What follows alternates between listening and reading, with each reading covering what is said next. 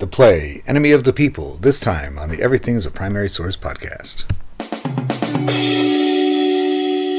Engaging students with authentic learning experiences is essential to being an effective teacher. Here's the 2026 New Hampshire Teacher of the Year, Megan Philbrook, speaking about her experience with my primary source borrowing service, EPS To Go, which aims to do just that. Going above just our standards is really, really important to grab our learners and engage them. And I think that's what your kits really do. It's a museum in a box that comes to your classroom that makes our teaching lives so much easier. So once I had my first taste of your kits, I knew that there's something here that we social studies teachers really need to draw upon more. So that finalist visit is your last round to kind of show off and showcase what you can do and why you should be New Hampshire Teacher of the Year. And with my primary source kit, I would like to think, of course, that I definitely wowed the selection committee. There was just something in there for every single person that came to visit, and my students were right in the history, and you couldn't ask for more.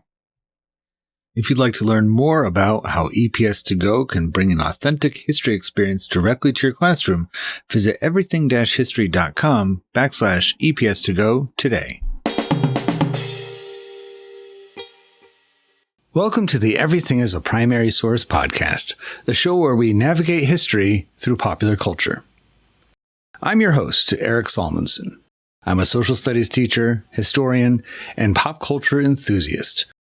Each episode, I sit down with everyday people to discuss the media, objects, places, and events that shape us and reveal what they say about the past, as well as who we are now. The Everything is a Primary Source podcast is, therefore, your history, my history, our history through popular culture.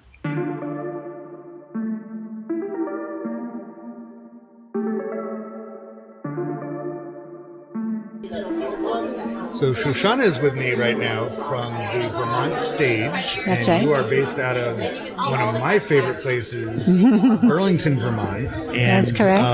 Tell me a little bit about your organization and what you do. Well, Vermont Stage is a professional theater company in Burlington. We have several main stage plays every year. We're doing a children's play right now for the first time. And but what I do is I do our education programs. And right now we are touring an original production, an adaptation of Ibsen's Enemy of the People. We're touring to middle schools and high schools all over Vermont. We're also touring a school to elementary school students called the Imaginators. And we have a playwrights program as well for middle school and high school students. So in that playwrights program, is it directly or indirectly stated to them that whatever their ideas are, when they write a play, when they write some kind of narrative story with characters, that even if they're not attempting to, it's going to reflect the world around them in some way, even if it's not overt? Is that ever stated in the presentation, or is it just kind of assumed to be true? I think what we really focus on is we want to hear your voice. And the playwrights program is to give them tools, creative tools, to express their voice, which, I mean, I don't explicitly say it, but their voice is the world we live in. Yeah. They are one of the voices. And what really strikes me so strongly is they are the future, and not like they are the future sometime in the future. They're the future like tomorrow. They're going to be voting. Many of them are voting, and they're going to be our leaders. We are. So the playwrights program, to get back to that, it's really about, this is a tool to express your voice. They can write about anything they want. They can write comedy. They can write social commentary. It can be biting. It can be funny. It can be tragic. And it's often all of those things. So, yeah. What a great time to be a young person. I know when I was I'm so glad you said that, because it can be kind of the world has always been a confusing place, especially the larger your worldview gets. right? In the modern era, you have access to understanding, or at least being aware of people all around the globe in an instant. Your own world can be complicated, but what a great time to be alive and having all these outlets to express yourself. Yeah. People who want to hear what you have to say. Yeah. It's not always been true. I mean, there's been, even in our own lifetimes, times where kids are, I never, like, growing up in the 80s, it wasn't like, you should be seen and not heard, or, you know, but it was still like, everything was so much more separated. It was like segregation by age. It was like, this is kids, whatever, you know, and when you did something more mature, like write a play, that was something maybe you would get to do when you were in your 20s. It wasn't like something that you would, and if you did it as a younger kid, it was usually very juvenile and kept cutesy and not, but it sounds to me like this is one of several opportunities that kids have in which, you know, adults are saying, we want to hear what you actually think, not what we think you should think or trying to get, but what do you actually make of this? I love giving kids that chance. I think, we want to hear what you think, and also we want you to know that what you think and how you decide to be in the world and what you do in the world is important and is going to have impact. So both we want to hear what you're thinking, but also we want you to think about what you're thinking and doing, because it is important. It's really vital for all of us.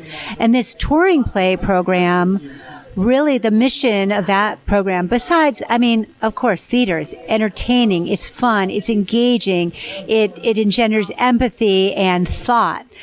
But also, this play program, we are really focused on taking pivotal moments in history that have relevant, that have contemporary relevance, and engaging students to think about those things and then to talk about them. So the plays are paired with some kind of community leader to lead a Q&A with the students to hear their thoughts about our world and about what this play has to say about our world and what they think about it, what questions, concerns, ideas. So the world in which The Enemy of the People first came out was late 19th century, 1882. Yes. And I didn't just get that from the top of my head. I had to look it up. That's what we were doing. And as we were just saying before, An Enemy of the People has been interpreted, reinterpreted, adapted, not only as a play several times, but also as movies and all sorts of different kinds of media. And now you're doing it in its own form. It's not direct from the source, right? You have So I will say, and I'm not an authority on this, but as I was researching the play, it has been adapted several times, and there's been movies, and Arthur Miller did one. There's Amy Herzog did an adaptation that's making its way now through a lot of regional theaters. Ours, and like you brought up West Side Story later, Romeo and Juliet, that's really been like reinterpreted. Romeo and Juliet, West Side Story, and so many stories telling the story of Romeo and Juliet because it resonates over and over and over again. So yes, ours is more sort of on that trajectory. It's a reimagining. It takes place in contemporary times. It takes place in a high school. It's the main, teachers and parents and high school students. It kind of reminds me of a similar time period. Little Women was initially a series of stories compiled into a book. 1869, so in a different part of the world. It's not Swedish, but it's American. But it's also found its way in play form. There's a musical version of it. There is several movies. And one of the most recent movies that came out for Little Women was a modern adaptation. They put the March family in the 21st century rather than always being in the Civil War era. Oh, was that the... It got a little bit overshadowed because the very next year was the much larger and anticipated. Oh, with Timothy Chalamet. As okay. Lori. Yeah. It was a little less. It didn't have the budget that one did. Which maybe that's why they decided, hey, let's set it in present day instead of trying to round up a bunch of things to set it in 1860s New England. We can just make it now. But I think one of the things that they accomplished in it was that they demonstrated that the problems of the characters, their conflicts, what they had to overcome, and the way they interacted remain true even in the modern era. It's not something that's just specific to late 1860s in New England. It's something that can be related across. Well, I think a lot of these classic plays, because they deal with issues of humanity. They deal with conflicts that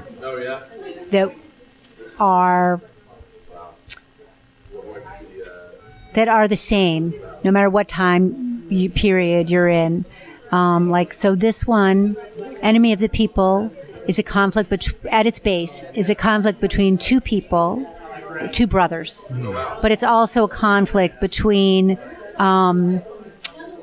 sort of a long-term goals and short-term goals, I would say. So the two brothers, one's a doctor, one's a mayor of this little town in Sweden. They've brought in these medicinal baths, and they've rebuilt the town on these medicinal baths, and people are traveling there for these wonderful baths. The brother who's a scientist, the doctor, has discovered that the baths are making people sick. They took some shortcuts when they were putting the plumbing in. It wasn't called plumbing, but the aqua ducts or whatever, and they're contaminated. But he's very excited because he's discovered what is making everybody sick. And he goes to the newspaper and he's like, we're going to announce it. It's going to be so exciting. He thinks he's going to be a big hero, right? He's discovered, right? But the mayor, who maybe I will say we could call them really good social skills, or you could say he's extremely manipulative, depending on how you look at it. But he's very clever, and he's very smart about how to deal with people, the mayor, right? He's like, wait a minute, you're going to destroy our town.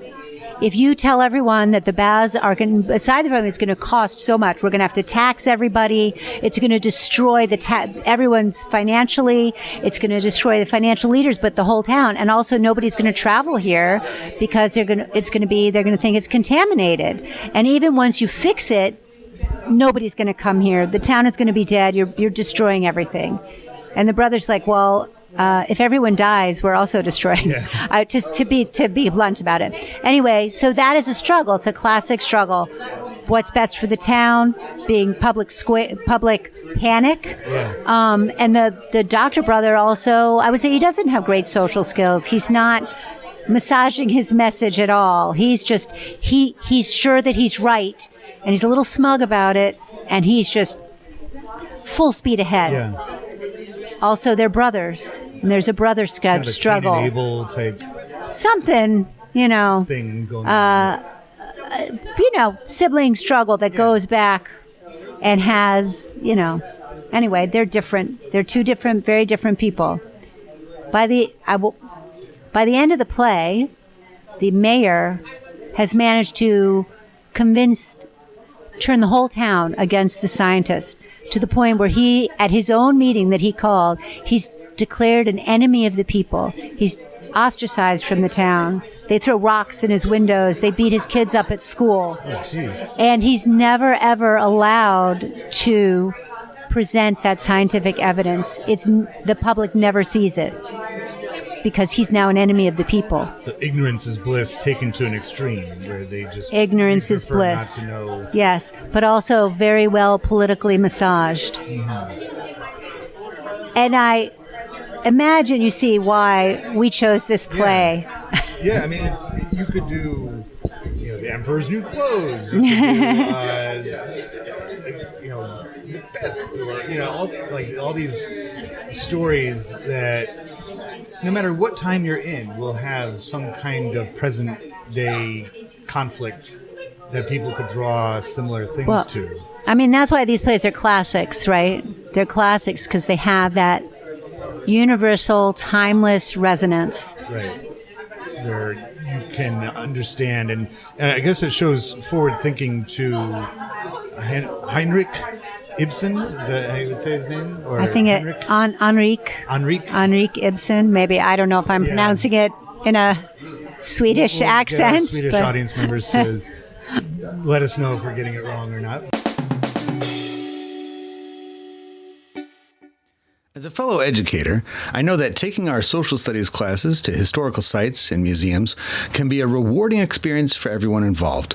But between coordinating transportation, keeping track of permission slips, and paying out of pocket for unforeseen expenses, it can also be a large task for a busy teacher. The Everything is a Primary Source to Go artifact borrowing service replicates the most engaging part of a museum field trip, and that's interacting with real historic objects directly in your classroom, but without the process and cost of taking your class off campus. The Everything is a Primary Source archive contains ephemera and physical objects dating from the 1820s onward, with emphasis on the 20th century. Pre-made and curated kits pull from the collection and are designed to complement your curriculum, just as the exhibits at your favorite cultural center do. Visit everything-history.com to learn more about EPS To Go and how it can help you bring the museum to your classroom.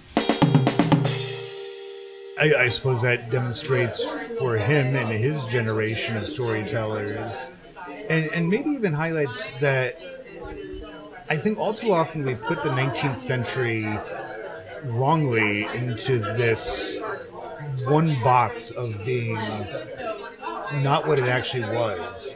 And it's probably the most incredible revolutionary era from beginning to end. If you look at 1801 compared to 1900, the kinds of transportation people had in 1801 was the same as the Romans were using. And they didn't have electricity. They didn't have indoor plumbing, although it seems to be that's a problem for these people. But they didn't have all these modern amenities.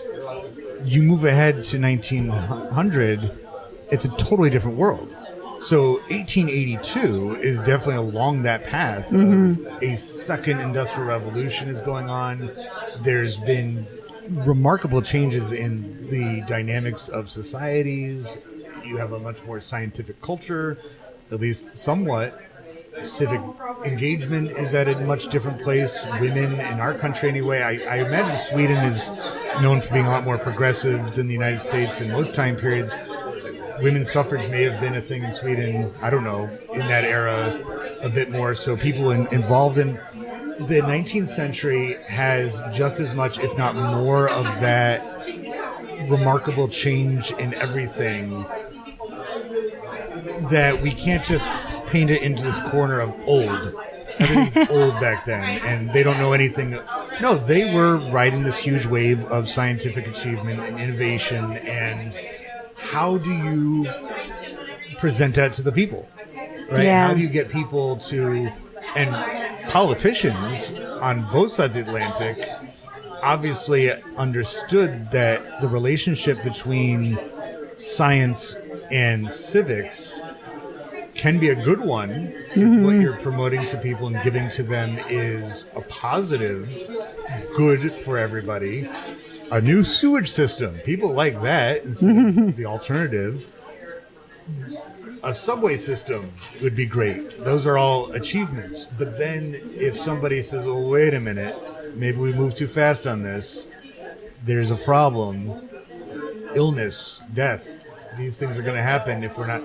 Politicians are like, well, I don't want to be connected to that. I mean, it's really all the way you look at it. I read somewhere that, after the printing press was revolutionized and people had access to books, people thought, oh, that's the end of culture, right? Because young people are just going to bury their nose in a book, which is a horrible thing, right? They're not going to, they're not going to come to church. I don't really remember exactly what it was, but it was just so, and socialization will cease because people will just isolate themselves. Exactly. And of course now that seems absurd to us, but, there's always there's always different ways to look at things. There's different, there's different polls and considerations, and even when we think it's a black and white, right and wrong, really, I I don't think it's any secret which brother I favor in this story. However, I can't say that the mayor doesn't have a point. You know, it is going to destroy the town. It is going to cost a lot of money, and they need to. The scientific brother he's not really taking that into consideration. He's just marching ahead, and he is being rather unaware of the impact of what he's saying. I still favor him, but anyway, you know, and I think the thing about theater, no matter what it is we're talking about, is it's about the interactions between humans more than anything, whatever the story is. And I think that's the thing that's so engaging. And that's really about our world, too. You know? Theater, I think, can still stand on its own because unlike a movie or a TV show, it's even just a little bit different based on those interactions each time. Well, that's true also. If you get reaction from the audience, that feeds into the actor. If an actor stands slightly differently this time, or even just where the audience is sitting in regards to the stage, they'll see different things based on where they're sitting. That's when true. we watch a movie, it's all the same. It's whatever the director wants us to see. That's what we get. Yeah. It's one version, and it's usually an edited version because maybe they missaid their lines or they said, "Oh, we're going to take that part out." You can't edit a play. That'd be really weird if in the middle of it you said, "Actually, I want everybody to forget what you just saw. We're not going to do that. And now we're going to zip ahead. Let's everybody turn to page 50." That's right. You know, like, no, you just go ahead with it. Right. So in a way, the play is like the scientist in your story, the blunt, this is what you get. And the movie is like the mayor. Saying, like, we're going to give you the version that fits for everybody. Interesting. And when we're talking about this plot, it does repeat itself, even if it does. Jaws has some similarities, doesn't it? Jaws is, I would say Jaws is a very loose adaptation of Enemy of the People. It is. I think I even read that he was inspired by Enemy of the People. So that book, I forget the author of it, but I'm pretty sure it was written. Isn't it? Specifically it's not Stephen. Is it Stephen King? I don't know. So Spielberg did the movie. Yeah. But my understanding of it, actually, I'm going to credit a student. I don't remember their name right now, but in my pop culture class, one student a couple years ago chose Jaws as their primary source, and they did a good job researching it, and they said the book was written almost expressly so that it would become a movie. It wasn't one of those things where the movie studio, somebody's like found some book in the back of a bookstore. I'm like, oh, that would be a good. It was like, no, we're going to make a movie out of this. So put it in book form so that it can be translated to the screen. But I can totally get why that is. You know, it's like you have. Well, actually, another Steven Spielberg movie that also involves one of the actors from Jaws. I forget his name right now, but isn't this Close Encounters of the Third Kind, not time, with Richard Dreyfuss. He's in both movies. Yeah. It's been a while since I've seen Close Encounters, so I don't know how much of a relationship that is with that. But UFOs came to my mind as well when you're talking about this. Remember last year in New Jersey when they had all of those drones that people were seeing? Oh, and vaguely. Everyone was like, there has to be an answer to this. And then candidate Trump was saying, well, I know what's going on, but I'm just not going to. And then when he became President Trump or President-elect Trump again, he was like, yeah, we got the briefing on that. We know what's going on. And we're like, well, what's going on? And they didn't say anything else. Or it's like, and it just allowed for people's imaginations to go wild. Like, are these drones coming from hobbyists in New Jersey? Are they a foreign military? Are they from a different planet? Are they from a different dimension? People are going to go crazy with this stuff. And the government officials in New Jersey were like, we don't even know Could somebody please tell us? Because we would like, our people are going crazy here. Yeah. If the federal government knows something, they should probably tell us. And then this comes just a couple of years after that big hearing that they had at Capitol Hill about UFOs. Mm-hmm. And it was crazy because if that hearing had taken place 40 years earlier, everybody be like, "Oh my God, UFOs are real, aliens are real." Like they like you've spotted them, you actually own some of them. In 2023 or whatever, be like, "Oh, whatever." But it was the same idea, and it's been the cornerstone of some of these movies of like, okay, scientist who knows the truth about this. Yeah. You can be blunt, but just recognize it's going to cause for some serious social issues. Yeah. Because of the way that society, especially, you might be able to tell individually people, because on their own, people can usually receive information, process it, but mob mentality, you don't want that. So if you're telling these people in a town in Sweden, those spas that we all like, they're actually killing you, and the mayor's like, do we want hysteria? Mm-hmm. Right? I'm sure Arthur Miller, given what kind of movies or the plays that he did, he said he did a version of this, right? Yeah. And it's right up his alley of mass hysteria. Yeah. Well, and McCarthyism. Yeah. Yeah. You made me think of that movie with DiCaprio that came out. Don't Look Up. Did you see that? No, I didn't. I think I didn't see it either, but I saw a little bit. But I think that the idea is that these two scientists, DiCaprio and Jennifer Lawrence, have found that there's an asteroid that's going to hit the Earth. And the president, who's played by someone else, anyway, someone famous, I can't remember who, they're like, nope, we're not telling anyone, we're not preparing. We think it's going to miss the Earth. And the scientists are like, no, it's definitely not going to miss the Earth. No. Gina Davis, I think she might have been the president. Okay. I'm not sure. I could be wrong on that one. But anyway, yeah. That it repeats itself, right? And it fits into every time period. Because, if you... I think on the one hand, people are concerned of Boy Who Cries Wolf type stuff. Like if you talk too much about something and it doesn't come true, then you lose trust from the public. Right. The public is like, well, what you were warning us about didn't actually happen. So next time that something is legit, we're not going to listen to you because you wasted our trust on this one. Right. So it's the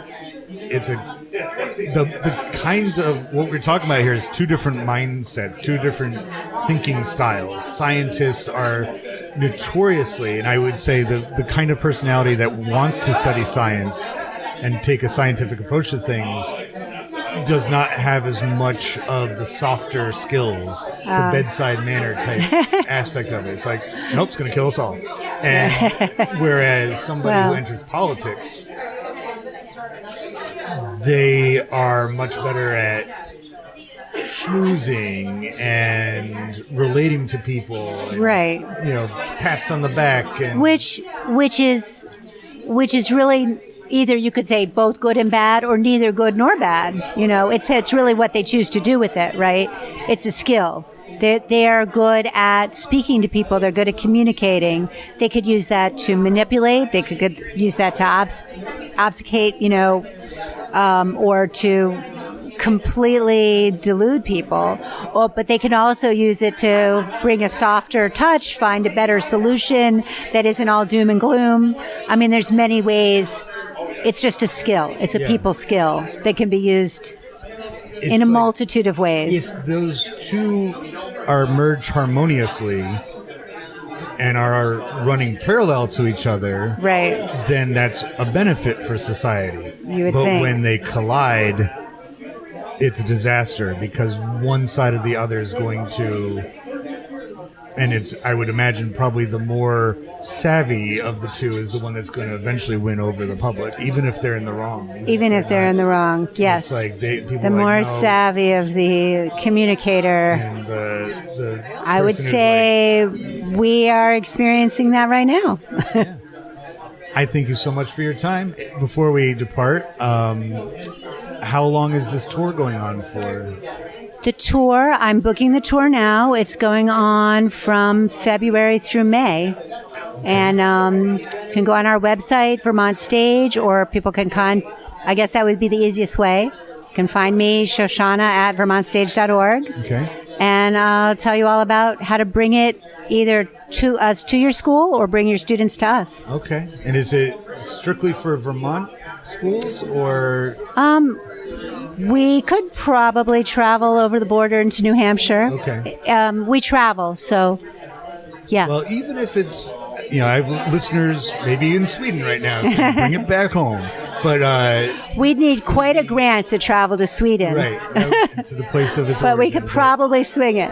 I think even if you aren't able to see this production of it and have Vermont Stage come to you or you to Vermont Stage, this conversation will get people thinking about, especially if it's a adaptation, a retelling, or any kind of new update of a older story, that question of why this story now. And that's since you said that, can I circle back to one other thing that we talked about? We were talking about our playwrights program, and how important every student's voice is. And I think I just wanted to say something about hope. That young people now, I think it's very easy to not have hope, or to see things really, to be concerned about the future of our government, of our society, of our planet. But I think also we can see hope, and we do have a power to, especially young people, have the power to determine what direction we go in. And yeah, that's what I wanted to say. It's a great statement, and that's one of the messages of what I do. Popular culture gets that way because we connect to it. Mm-hmm. And if people, not just students, but young people, people of all ages, all backgrounds, if they create, not just consume. Mm-hmm. You and I just created something. If you don't just consume, that adds to the culture, right? And so that hope builds up and up and up every time somebody creates and adds to it. Yeah. And so that's such a wonderful thing that they have that opportunity. So thank you so much. Thank you. Thanks so much.